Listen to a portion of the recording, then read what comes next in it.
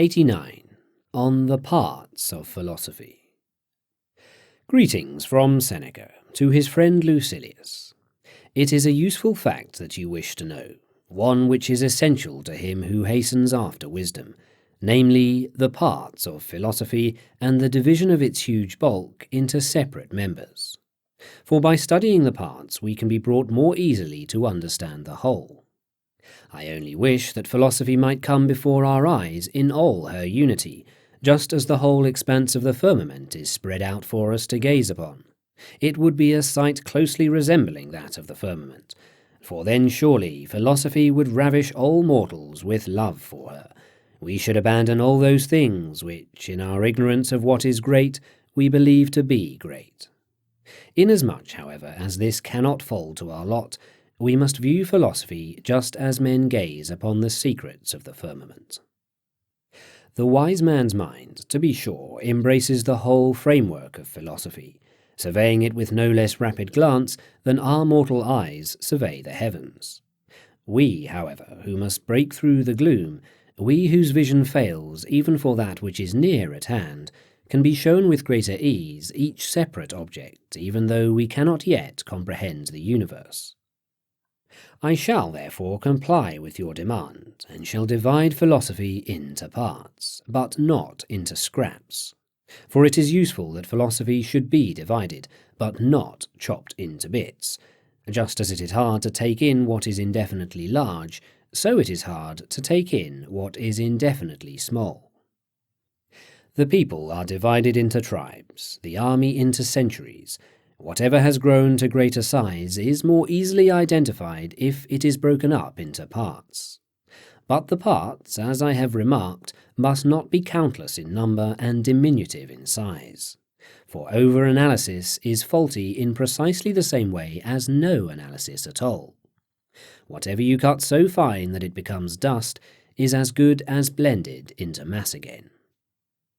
In the first place, therefore, if you approve, I shall draw the distinction between wisdom and philosophy.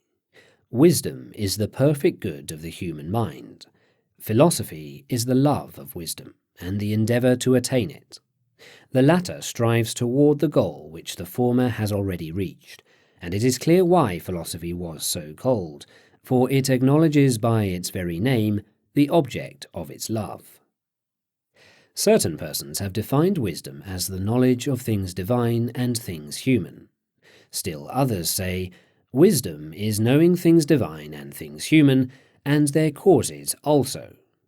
This added phrase seems to me to be superfluous, since the causes of things divine and things human are a part of the divine system. Philosophy also has been defined in various ways. Some have called it the study of virtue. Others have referred to it as a study of the way to amend the mind, and some have named it the search for right reason.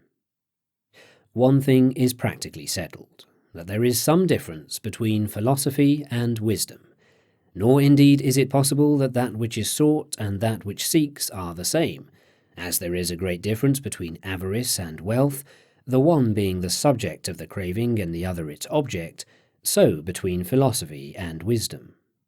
For the one is a result and a reward of the other. Philosophy does the going, and wisdom is the goal. Wisdom is that which the Greeks call Sophia. The Romans also were wont to use this word in the sense in which they now use philosophy.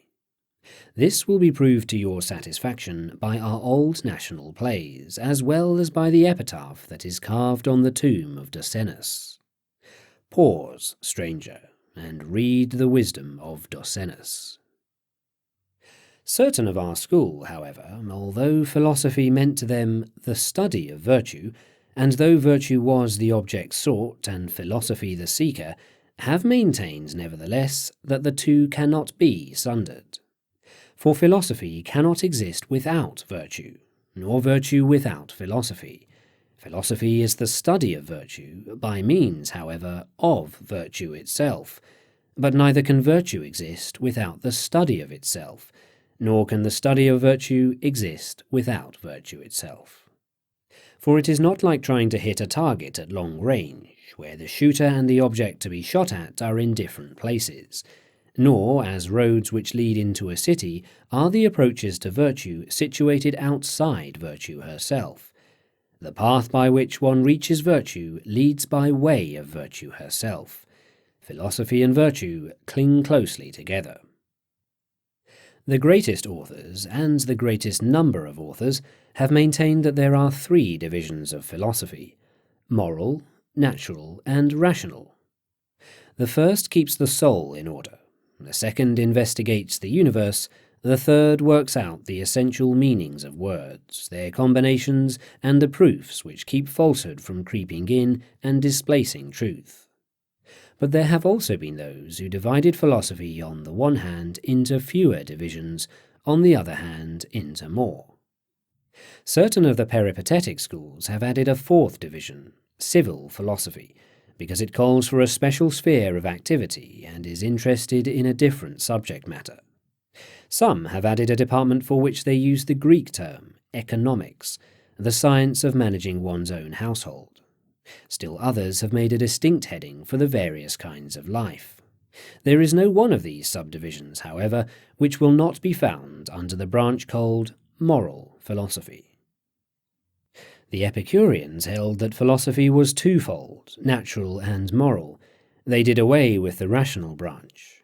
Then, when they were compelled by the facts themselves to distinguish between equivocal ideas and to expose fallacies that lay hidden under the cloak of truth, they themselves also introduced a heading to which they gave the name forensic and regulative, which is merely rational under another name, although they hold that this section is accessory to the department of natural philosophy.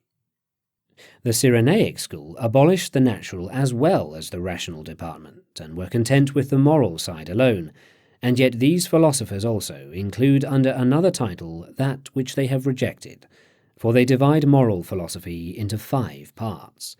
1. What to avoid and what to seek. 2. The passions. 3. Actions. 4. Causes. 5. Proofs. Now the causes of things really belong to the natural division, the proofs to the rational. Aristo of Chios remarked that the natural and the rational were not only superfluous, but were also contradictory. He even limited the moral, which was all that was left to him, for he abolished that heading which embraced advice, maintaining that it was the business of the pedagogue and not of the philosopher, as if the wise man were anything else than the pedagogue of the human race. Since, therefore, philosophy is threefold, let us first begin to set in order the moral side. It has been agreed that this should be divided into 3 parts. First, we have the speculative part, which assigns to each thing its particular function and weighs the worth of each. It is the highest in point of utility. For what is so indispensable as giving to everything its proper value? The second has to do with impulse, the third with actions. For the first duty is to determine severally what things are worth, the second to conceive with regard to them a regulated and ordered impulse, the third to make your impulse and your actions harmonize, so that under all these conditions you may be consistent with yourself. If any of these 3 be defective, there is confusion in the rest also. For what benefit is there in having all things appraised, each in its proper relations, if you go to excess in your impulses? What benefit is there in having checked your impulses and in having your desires in your control, if, when you come to action, you are unaware of the proper times and seasons, and if you do not know when, where, and how each action should be carried out? It is one thing to understand the merits and the values of facts, another thing to know the precise moment for action, and still another to curb impulses and to proceed, instead of rushing, toward what is to be done. Hence, life is in harmony with itself only when action has not deserted impulse, and when impulse toward an object arises in each case from the worth of the object, being languid or more eager as the case may be, according as the objects which arouse it are worth seeking. The natural side of philosophy is twofold, bodily and non-bodily. Each is divided into its own grades of importance, so to speak. The topic concerning bodies deals first with these two grades, the creative and the created, and the created things are the elements. Now this very topic of the elements, as some writers hold, is integral, as others hold it is divided into matter, the cause of which moves all things, and the elements. It remains for me to divide rational philosophy into its parts. Now all speech is either continuous or split up between questioner and answerer. It has been agreed upon that the former should be called rhetoric, and the latter dialectic. Rhetoric deals with words and meanings and arrangement. Dialectic is divided into two parts, words and their meanings, that is, into things which are said and the words in which they are said. Then comes a subdivision of each, and it is of vast extent. Therefore I shall stop at this point and but treat the climax of the story. For if I should take a fancy to give the subdivisions, my letter would become a debater's handbook. I am not trying to discourage you, excellent Lucilius, from reading on this subject, provided only that you promptly relate to conduct all that you have read. It is your conduct that you must hold in check. You must rouse what is languid in you, bind fast what has become relaxed, conquer what is obstinate, persecute your appetites and the appetites of mankind as much as you can. And to those who say, "How long will this unending talk go on?" answer with the words, "I ought to be asking you, how long will these unending sins of yours go on?" Do you really desire my remedies to stop before your vices? But I shall speak of my remedies all the more, and just because you offer objections, I shall keep on talking. Medicine begins to do good at the time when a touch makes the diseased body tingle with pain. I shall utter words that will help men even against their will. At times you should allow words other than compliments to reach your ears, and because as individuals you are unwilling to hear the truth, hear it collectively. How far will you extend the boundaries of your estates? An estate which held a nation is too narrow for a single lord. How far will you push forward your ploughed fields, you who are not content to confine the measure of your farms even within the amplitude of provinces? You who have noble rivers flowing down through your private grounds, you who have mighty streams, boundaries of mighty nations, under your dominion from source to outlet. This also is too little for you unless you also surround whole seas with your estates, unless your steward hold sway on the other side of the Adriatic, the Ionian and the Aegean seas, unless the islands, homes of famous chieftains, are reckoned by you as the most paltry of possessions. Spread them as widely as you will, if only you may have as a farm what was once called a kingdom. Make whatever you can your own, provided only that it is more than your neighbour's. And now for a word with you, whose luxury spreads itself out as widely as the greed of those whom I have just referred. To you, I say, will this custom continue until there is no lake over which the pinnacles of your country houses do not tower, until there is no river whose banks are not bordered by your lordly structures? Wherever hot waters shall gush forth in rills, there you will be causing new resorts of luxury to rise. Wherever the shore shall bend into a bay, there will you straightway be, laying foundations, and, not content with any land that has not been made by art, you will bring the sea within your boundaries. On every side let your housetops flash in the sun, now set on mountain peaks, where they command an extensive outlook over the sea and land, now lifted up from the plain to the height of mountains. Build your manifold structures, your huge piles. You are nevertheless but individuals, and puny ones at that. What profit to you are your many bedchambers? You sleep in one. No place is yours where you yourselves are not. Next I pass to you, whose bottomless and insatiable maw explores on the one hand the seas, on the other the earth, with enormous toil hunting down your prey, now with the hook, now with the snare, now with nets of various kinds. No animal has peace, except when you are cloyed with it.